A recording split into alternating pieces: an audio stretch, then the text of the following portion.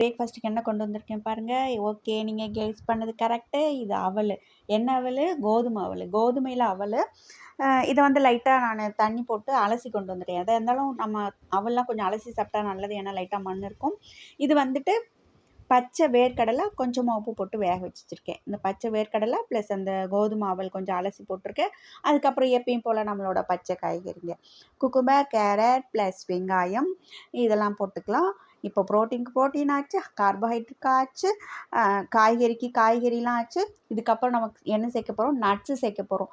ஒரு சமயம் என்ன பண்ணலாம், நம்ம பாதாம், பிஸ்தா அந்த மாதிரி நட்ஸு சேர்த்துக்கலாம். இன்றைக்கி வந்து நான் வந்து சீட்ஸ் சேர்க்க போகிறேன்.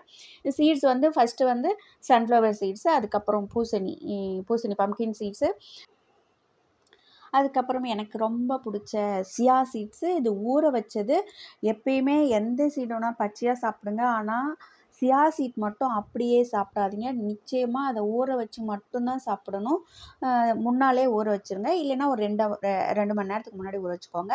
அப்போ ஊற வச்ச சியா சீடு, அதுக்கப்புறம் ஒரு காரத்துக்கு மிளகுத்தூள், இது எல்லாமே ஒன்றா பைண்ட் பண்ணுறதுக்காக மிளகுத்தூள். அதுக்கப்புறம் வந்து இது வந்து ஃப்ளாக்ஸ் சீடு. இந்த ஃப்ளாக்ஸ் சீடு வந்து வறுத்துட்டு பொடி பண்ணியிருக்கேன். ஃப்ளாக்ஸ் சீட் வந்து வறுத்துட்டு பொடி பண்ணியிருக்கேன். ஏன்னா இது முழுசாக சாப்பிட்டா மென்று சாப்பிட்டோம்னா நல்லா மென்று சாப்பிடணும், அப்படி இல்லைன்னா இது சரியாக ஜீரணம் ஆகாது. அதனால் அதை பொடி பண்ணிட்டேன். அதுக்கப்புறம் இதுக்கு தேவையான உப்பு, கொஞ்சம் புளிப்புக்கு எலுமிச்சைப்பழம், இது எல்லாத்தையும் புழிஞ்சு ஒன்றா கலந்து என்ஜாய் பண்ணுங்கள், சாப்பிட்டு பாருங்கள். இந்த பிரேக்ஃபாஸ்ட்டு ட்ரை பண்ணி பார்த்துட்டு கமெண்ட் பண்ணுங்கள். இதுக்கு மேலே க்ரன்ச்சியாக வேணும்னா ஏதாவது ஓமப்பொடி மாதிரி போட்டு சாப்பிடுங்க.